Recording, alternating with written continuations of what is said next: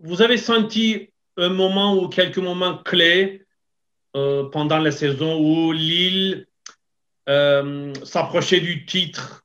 Je pense notamment à un match décisif quand ils vont jouer à Lyon, où ils perdent 2-0 à la mi-temps. Au final, ils arrivent à gagner 3-2.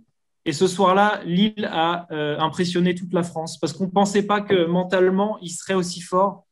Mais ça a été vraiment un match clé dans la saison parce que le championnat français était tellement serré que justement, à la mi-temps de ce match-là, Lille passait de la première à la quatrième place. Et finalement, à la fin de ce match-là, ils reviennent premiers. Ils ont su trouver des ressources mentales exceptionnelles. Et puis Yilmaz, ça a été la révélation absolue pour nous. C'est Loïc Rémy, l'ancien attaquant de Lille, qui part quasiment à la toute fin du mercato. Et il faut le remplacer, il faut aller vite. Et c'est Luis Campos qui nous ramène Yilmaz en France.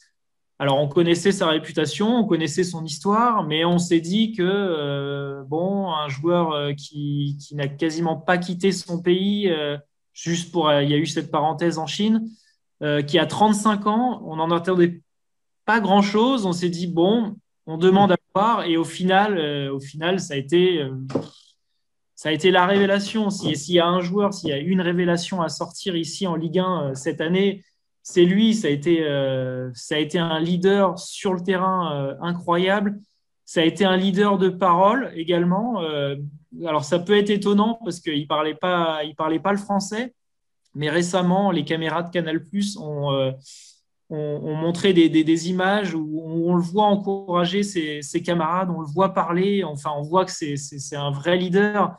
Et il y a une expression ici en France qui dit on a envie d'aller faire la guerre avec lui. Il est tellement impressionnant par son charisme, par son calme.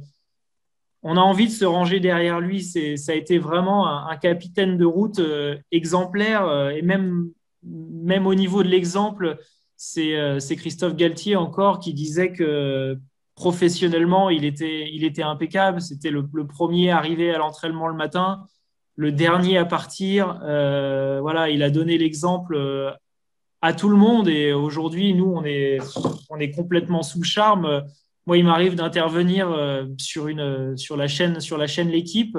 Et on a sur cette chaîne-là quelques anciens Lillois qui ont été champions justement en 2010. S'il y a un joueur qui les a enchantés, qu'ils ont adoré tout au long de la saison, c'est Yilmaz. On n'a absolument rien à reprocher à ce joueur-là. Ça a été un joueur incroyable et on est même triste pour lui qu'il ne soit pas dans ce 11, de la saison. Il l'aurait largement mérité. D'ailleurs, à un moment, il y avait même des débats en France. Est-ce que Yilmaz ou est-ce que Mbappé doit être considéré comme le meilleur joueur de la saison?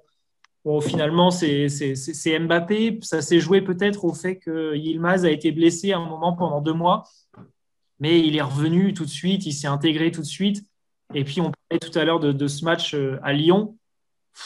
Il avait été incroyable avec ce but qu'il met, ce coup franc qui rentre juste avant la mi-temps. Et derrière, il offre également une passe décisive. Ça a été un joueur incroyable. Et franchement, on espère le voir encore l'année prochaine en Ligue 1 avec nous et voir Lille avec lui en Ligue des Champions. Ça peut être très intéressant.